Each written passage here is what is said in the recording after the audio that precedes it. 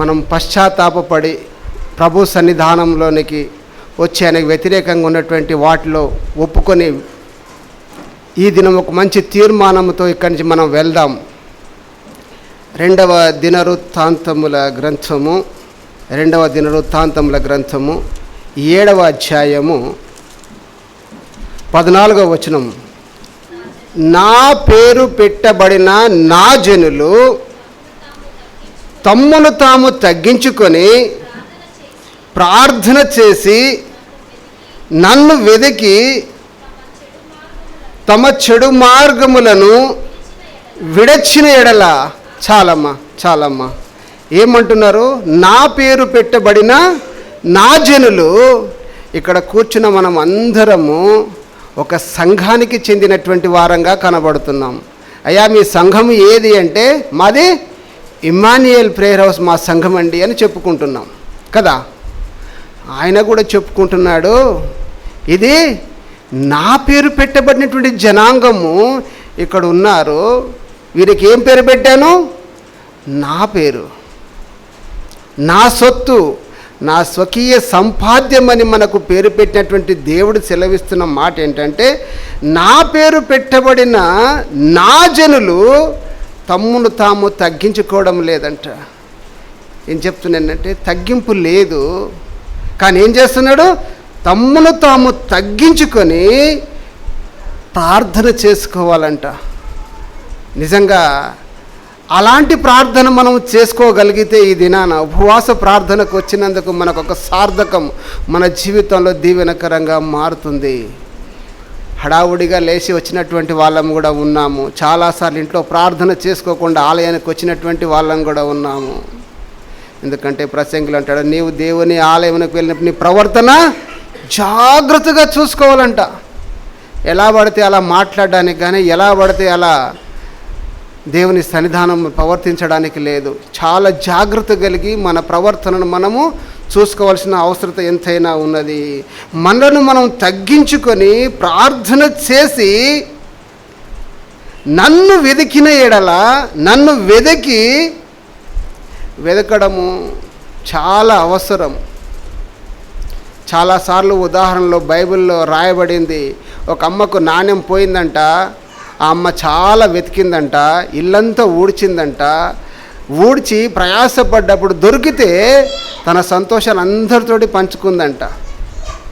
పోయిన వస్తువు దొరకడం కొరకు చాలా వెతకాలి. అలాగే దేవుని సన్నిధిని అంత సాధారణంగా మనకు దొరకదండి. మనం వెతకాలి అంటే మనకేం కావాలి? హృదయంలో తృష్ణ కావాలి, దేవుని పైన మనకు కోరిక కావాలి. తండ్రి, ఈ దినం నాతో ఏం మాట్లాడతావు? ఒక నూతన దినము ప్రభువా నా జీవితంలో మీరు దయచేసినారు. ఈ దినం వరకు నేను సజీవునిగా ఉన్న ఆలయానికి వస్తున్న తండ్రి, నా జీవితం ఏదైనా మార్పు కలగడానికి నాతో మాట్లాడని మనం ఒకవేళ ప్రార్థన అలాంటి ప్రార్థన చేసుకొని దేవుని సన్నిధికి రావాలి. వెతకంది అంత సాధారణంగా దేవుని సన్నిధిలో మనకు దొరకదు. వెతికి తమ చెడు మార్గములను ఏం చేయాలంట? విడిచిపెట్టాలంట. తమ చెడు మార్గాలు ఏవైతే ఉన్నాయో అవన్నీ కూడా ప్రతి వ్యక్తికి తెలుసు. నా జీవితము నేను ఎలాంటి వాడినో వంచనంటే వాటన్నిటినీ చెడు మార్గములు విడిచిన ఎడల అప్పుడు ఆకాశము నుండి నేను వారి ప్రార్థనను విని వారి పాపములను క్షమిస్తానండి. వినగలిగినటువంటి దేవుడు, చూస్తున్నటువంటి దేవుడు. యెషయా గ్రంథము 59వ అధ్యాయం మొదటి 2 మాటలు ఉంటాయండి. ఏమంటున్నాడంటే, విననేరకయుండునట్లు ఆయన చెవులు మందము కాలేదు. అంటే ఆయన వినడానికి సిద్ధంగా ఉన్నాడు. ఇక్కడ చెప్తున్నటువంటి మంచి కండిషన్ మాట చెప్తున్నాడు. మీ చెడు మార్గములను విడిచి అట్లా విడిచిపెట్టగలిగితే ఆకాశము నుండి నేను వారి ప్రార్థనను విని వారి పాపములను క్షమిస్తానని చెప్పేసి దేవుడు వాగ్దానం చేస్తున్నాడు. కానీ మనం ప్రార్థన చేస్తున్నాం అనుకుంటున్నాము, కానీ కొన్నిసార్లు ఏదైతే మనకు దేవునికి అడ్డంగా ఉన్నదో వాటిని తొలగించుకోవడానికి మనం ఇష్టపడము. ఎందుకంటే కొంత మనకు అది లాభముగా కనిపించవచ్చేమో, బహుశా అది మన జీవితానికి ఆశీర్వాదంగా ఉండవచ్చునేమో, తెలియదు. ఒక చిన్న సాక్ష్యం చెప్తానండి. నేను ముషిరాబాద్ డిపోలో ఒక ఉద్యోగం చేస్తూ ఉన్నప్పుడు అక్కడ నాతో పాటు డ్యూటీలో ఒక సహోదరి వచ్చినప్పుడు ఆమె డ్యూటీ నాతోటి చెయ్యను అని చెప్పింది. అంతకు ముందు రోజు బాగా డ్రైవింగ్ రాని వ్యక్తితో డ్రైవింగ్కి వెళ్ళి పడిపోయిందంట. నేను రాను అంటే అక్కడ ఉన్నటువంటి కంట్రోలర్ చెప్పాడు, ఈయన పాలన్న తమ్ముడమ్మ, మంచిగా డ్రైవింగ్ ఉంటుంది, నీకు నచ్చకపోతే ఖాళీ ముషిరాబాద్ దాకా పోయి డిపోలో వేసేసి వెళ్ళిపో, నేను డ్యూటీ రాస్తా అన్నాడు. నా వ్యక్తిగతంగా ప్రార్థన చేసుకుంటూ ఉద్యోగ ధర్మంలో నేనున్నాను. ఆమెతో నేనేం మాట్లాడలేదు, నా ప్రభుతో గడుపుతున్నాను. సాయంకాలం 5:30కి టీ తాగదామన్నా బండి ఆపన్నది, బండి ఆపాను. 7 సంవత్సరాలు ఒకే డ్రైవర్తో ఉద్యోగం చేస్తుందంట తల్లి, కానీ తన మనసులో బాధ ఏనాడు చెప్పుకోలేదు. నీ వ్యక్తిగతంగా పాడుతున్న పాటలు బట్టి ఏం గ్రహించిందో తెలియదు. టీ తాగమన్నది. టీ తాగిన తర్వాత డ్యూటీ అయిపోయి సమయానికి అన్న బండి ఆపమన్నారు. ఏంటమ్మా అంటే, అన్నయ్య ఒక మాట అడగాలి మిమ్మల్ని. ఏంటమ్మా చెప్పండి, నా వల్ల ఏదైనా అయితే నేను చేస్తాను అన్నాను. అన్న ఒక సమస్య నాకున్నది, పక్కింటి ఆయన నాకు ఒక బిల్డింగ్ ఇప్పించాడు, చాలా తక్కువ ధరకి ఇప్పించాడు, మరి ఇంకా కొంత రిపేర్ ఉంది, అది రిపేర్ చేయడానికి ఇంకా 2 లక్షలు ఇస్తానంటున్నాడు, కానీ నన్ను ఏం చేయమంటున్నాడు, ఎదురింటి అమ్మాయితో పరిచయం చేయించమంటున్నాడు అన్నాడు. నేను అడిగాను, అమ్మ మీరు ఏం చేస్తారు, మీ నాన్నగారు ఎవరంటే, మా నాన్న సేవకుడు అండి, పాస్టర్ అన్నారు. సరే అమ్మ మంచిది, మీరు ఒక దైవజనుని కుటుంబము, బిల్డింగ్ తక్కువలో ఇప్పించారు, ఇంకా 2 లక్షలు ఇస్తున్నా అంటున్నారు, ఎదురింటి అమ్మాయితో పరిచయం చేయించమంటున్నాడంట. అమ్మా ఇది నువ్వు ఒక క్రైస్తవ బిడ్డవి, దేవుని బిడ్డవి, నీ తండ్రి ఒక దైవజనుడు, నీవు స్వయాన ఇంకొక బిడ్డను 2 నరకంలోనికి తీసుకొని వెళ్తున్నావు. నీ సాక్ష్యం ఏమైంది ఒకసారి జ్ఞాపకం చేసుకో. అవసరమైతే ఇల్లు వాపసు ఇచ్చేసేయమ్మా, అవసరం లేదు, అంతకంటే నీ శ్రేష్టమైన దేవుడు నీకు దయచేస్తాడు, అలాంటి పని పొరపాట్లు కూడా చేయకు అంటే. 3 నెలలు అయింది నన్ను ప్రశాంతంగా నిద్రపోక, ఈ 2 తలంపుల మధ్య నేను చాలా సతమతం అవుతూ ఉన్నాను అని చెప్పి అన్నది. అమ్మ నేను ప్రార్థన చేస్తాను తల్లి, నీ కొరకు ఒక మంచి ఆలోచన దయచేయి ప్రభు అని దేవుని సన్నిధిలో మాట్లాడుతూ ఉన్నాను. ఆ తల్లికి ఆలోచన చెప్పిన తర్వాత ఉదయం పోయి చెప్పిందంట, అన్న రిపేర్ కోసం డబ్బులు ఇవ్వనక్కర్లేదు, ఇల్లు ఉంచుకుంటానంటే ఇస్తానంటే ఇవ్వండి, లేకపోతే పర్వాలేదు, ఈ పని నేను చేయలేనని చెప్పిందంట.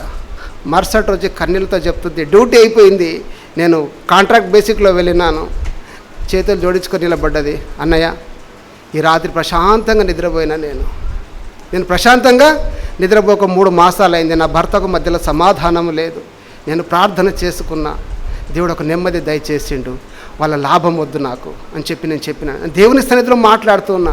ఎందుకంటే మన పాపములు మనం ఒప్పుకుంటే, మన పాపములు ఎందుకంటే కొన్ని అడ్డుగా ఉంటాయి, ఒప్పుకోవడానికి మనకి ఇష్టపడం, మనము విననేరక ఉండునట్లు ఆయన చెవులు మందము కాలేదు, రక్షింపనేరక నా తండ్రి చేస్తలు కురుచ కాలేదు.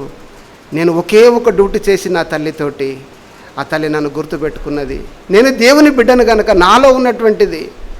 పేతురు యాకోబు యోహానులు మందిరానికి పోతూ ఉన్నారు, కుంటివాడు ఉన్నాడు, 40 సంవత్సరాలు అక్కడే ఉన్నాడు, డబ్బులు అడిగితే ఆశపడ్డాడు, కానీ వాళ్ళు ఏమన్నారు, వెండి బంగారం మా దగ్గర లేవు, కానీ నాకు కలిగినది నీకు ఇస్తున్న నజరేయుడైన యేసు నామములో నడుమన్నాడు. నేను ఒక సాక్ష్యం చెప్పాను, ఆ తల్లి మారు మనసులో ఒక దేవుడు కార్యం జరిగించాడంటే ఇక్కడ చూస్తున్నామంటే మనల్ని తగ్గించుకునేటటువంటి ఇష్టం మనకు చాలాసార్లు ఉండదు. దేవుడు మనకు అవకాశం ఇచ్చిన దాన్ని సద్వినియోగపరచుకోవడం, మనం దీవెనకరంగా దేవుడు మనకు దయచేస్తూ ఉంటాడు. ఎందుకంటే యేసు ప్రభువు ఇక్కడ మన పాపములు కూడా ఆయన ఏం చేస్తాడంట, క్షమిస్తాను అంటున్నాడు. మత్తయి సువార్త 9వ అధ్యాయము 2వ వచనంలో చూస్తే, మత్తయి సువార్త 9వ అధ్యాయం 2వ వచనం, అక్కడ పక్షవాయు గలటువంటి మనిషి కనబడుతూ ఉంటాడు. ఆ పక్షవాయు గలటువంటి మనిషిని ఏమంటాడు యేసు ప్రభుల వారు, నీ పాపములు క్షమింపబడి ఉన్నవి. ఆ పక్షవాయు గల వాణిని యేసు ప్రభుల వారు చెప్పినటువంటి మాట, నీ పాపములు క్షమింపబడి ఉన్నవని చెప్పినప్పుడు వాళ్ళందరూ ఏమంటారు, యేసు ప్రభుల వారిని పాపములు క్షమించుటకు నీకు అధికారం ఎవరు ఇచ్చిండు అంటే, ఇక్కడ కూడా అంటున్నాడు యేసు ప్రభు, దేవాది దేవుడు అంటున్నాడు, వారి పాపములు క్షమించి వారి దేశాన్ని వారి స్వస్థపరుస్తానంటున్నాడు. దేవుడు మనకు ఒక చక్కని అవకాశాన్ని ఈ దినం వ్యక్తిగతంగా పరిశీలన చేసుకొని ఉపవాస ప్రార్థనలో మనం ఏది వదులుకుందాం. దేవునికి వ్యతిరేకం ఇంకా నాలో ఏదైనా ఉంటే దాన్ని నేను వదులుకుంటే నేను దీవింపబడతాను, లేకపోతే దీవెన మనకు రాదు. కాబట్టి చేయాల్సిన పని లూకాసు వార్త 15వ అధ్యాయం 17వ వచనంలో ఈ అనేక సార్లు ఈ యొక్క పాఠాన్ని మనం విన్నాం. చిన్నప్పటి నుంచి నేను కూడా వింటూ వచ్చాను. లూకాసు వార్త 15వ అధ్యాయం 17వ వచనంలో చూస్తే అక్కడ ఇద్దరు కుమారులు ఉన్నారు. ఇద్దరు కుమారులుంటే చిన్న కుమారుడు తన ఆస్తినంతా తీసుకొని ఆయన ఇష్టానుసారంగా ఖర్చు చేసేసాడు.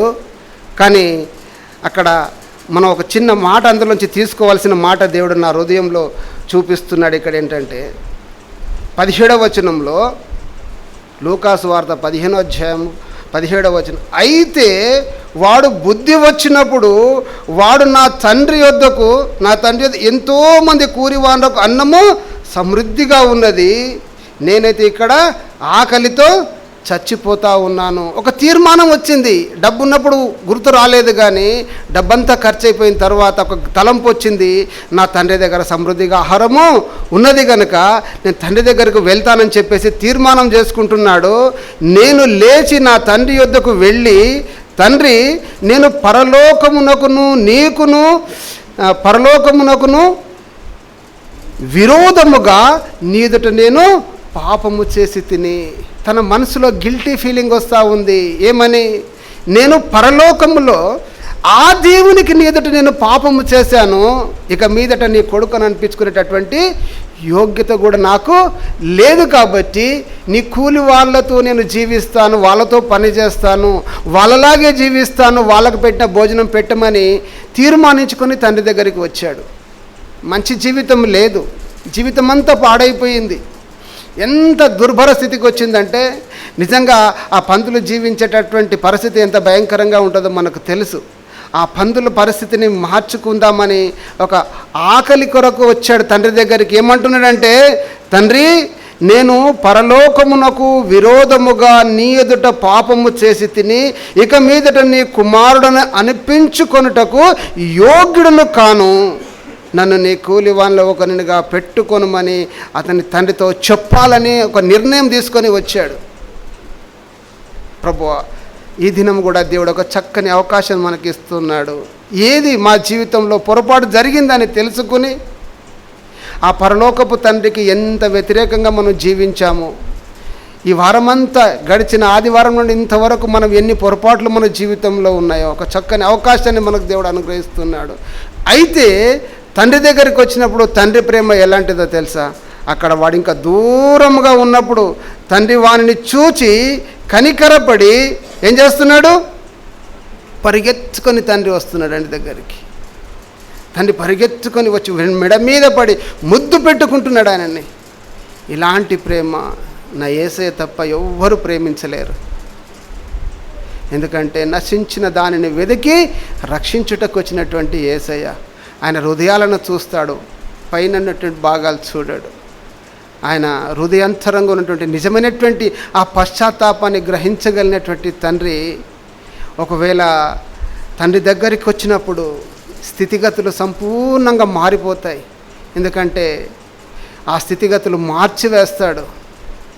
ఉదయకాలం నా యొక్క దైనందిన జీవితంలో నేను దానియేలు గ్రంథం చదువుతూ ఉన్నాను. దానియేలు గ్రంథం చదువుతూ ఉన్నప్పుడు నాకు నెబుకద్నెజరుకు ఒక కల వచ్చింది. దాని భావం చెప్పేవారు ఎవరు లేరు. దానియేలు చెప్తా ఉన్నాడు. చెప్పడానికి కూడా గట్స్ కావాలి. ఏంటంటే, ఆ బ్రహ్మాండమైన చెట్టు నీవే, కాబట్టి నీవు గర్వపడ్డందుకు నిన్ను అడవిలోకి తరిమి వేస్తారు, పశువుల్లాగా నువ్వు గడ్డి మేస్తావు. ఒక రాజుకి ఈ మాట చెప్పాలంటే అది చాలా ధైర్యం కావాలి. కానీ అభిషేకం తల మీద ఉండడం బట్టి దానియేలు మాట్లాడుతూ ఉన్నావు. ఒకవేళ నువ్వు మార్చుకుంటే, నీ పాపాలు కనుక నువ్వు ఒకవేళ ఒప్పుకుంటే, ఆ మాట ఒక్కసారి చూద్దామండి. దానియేలు గ్రంథము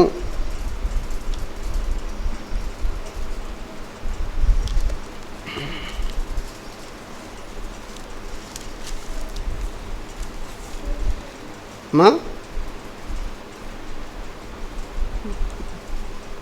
నీ పాపములను ఒప్పుకొని విడిచిపెడితే దేవుడు తిరిగి నీకు మానవ బుద్ధిని దయచేస్తాడు అంటాడు అనమాట. నీ పాపములు నీవు ఒకవేళ ఒప్పుకొని నువ్వు విడిచిపెట్టగలిగితే దేవుడు పూర్వస్థితి తిరిగి నీకు దయచేస్తాడు అని చెప్పేసి మాట్లాడినప్పుడు అమ్మ చదవండి దయచేసి.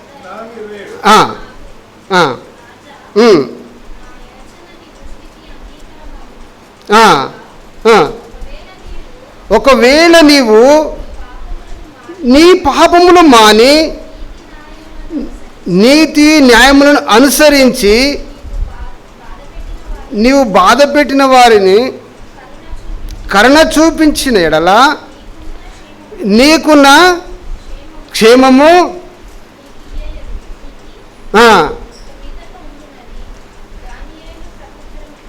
చూడండి. ఒక రాజైనా ఎవరైనా ఒకసారి మనకు దేవుడు హెచ్చరిక చేస్తూ ఉంటాడు అనేక సార్లు. ఇక్కడ దైవజనులు నిలబడి రాగానే మొట్టమొదటిగా ఏం చెప్పారండి? ఏ వాక్యం గుర్తు చేశారు? యోవేలు గ్రంథము 2వ అధ్యాయము 12వ వచనంలో. అయితే 13వ వచనం ఒకటి చదువుకుందాం యోవేలు గ్రంథంలోనే. ఎందుకంటే ఆయన ప్రేమ, ఆయన వాత్సల్యత చాలా గొప్పది. ఆయన ప్రేమ వాత్సల్యత చాలా గొప్పది. 13వ వచనం చదవండి.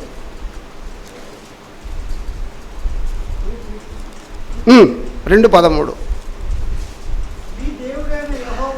మీ దేవుడైన యెహోవా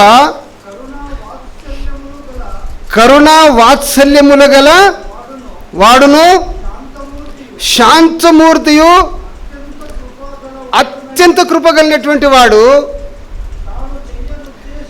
తాను చేయాలని ఉద్దేశించినటువంటి కీడు చేయక పశ్చాత్తాపపడతారు. ఆయన మీ వస్త్రములను కాక మీ హృదయములను చింపుకొని ఆయన తట్టు తిరగాలి. మనము దేవుని సన్నిధానంలో మనలను మనం తగ్గించుకొని మనం దేవుని సన్నిధానంలో ఆయనకు వ్యతిరేకంగా ఉన్న దానిని ఒప్పుకున్నట్లయితే, మనపూర్వకంగా దేవుని సన్నిధానం మనం వచ్చినట్లయితే దేవుడు మన తిరిగి కనికరించి మన పాపాలు క్షమించి దాన్ని నూతనపరచగలిగినటువంటి దేవుడు మనకున్నాడు. ఎందుకంటే నేను ఒకసారి హెచ్చరింపబడ్డా. బైబిల్ ట్రైనింగ్ తీసుకుంటున్నప్పుడు ఏదైనా మాట్లాడాలి అన్నప్పుడు నేను కొన్నిసార్లు యూట్యూబ్ చూసేటటువంటి వాడిని. యూట్యూబ్ చూసి అక్కడ కొంత ఇక్కడ కొంత సమాచారం అంతా తీసుకొని రాసుకొని మాట్లాడేటటువంటి వాడిని. ఎప్పుడైతే నేను గద్దింపబడ్డానో, హెచ్చరింపబడ్డానో, అప్పుడు నేనేంటంటే ప్రతిరోజు నేను ఏదైతే చదువుకుంటానో అందులోనే ప్రభువా నాతో మాట్లాడమని చెప్పి అడుగుతాను. నేను ఏదైతే దేవుని సన్నిధానం మొరపెట్టి తీసుకుంటానో అందులో నుంచి నాకు దేవుడు జవాబు దయచేస్తూ ఉంటాడు, అందులోనే మాట్లాడుతూ ఉంటాడు దేవుడు.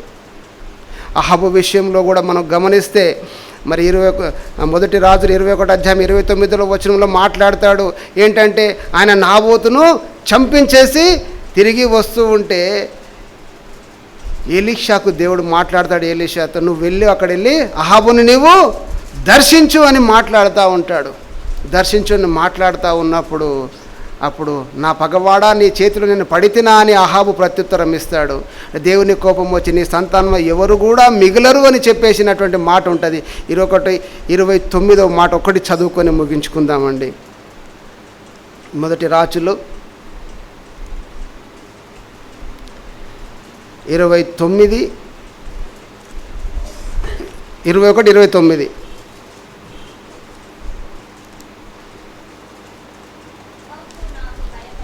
అహాబు నాకు భయపడి వినయముగా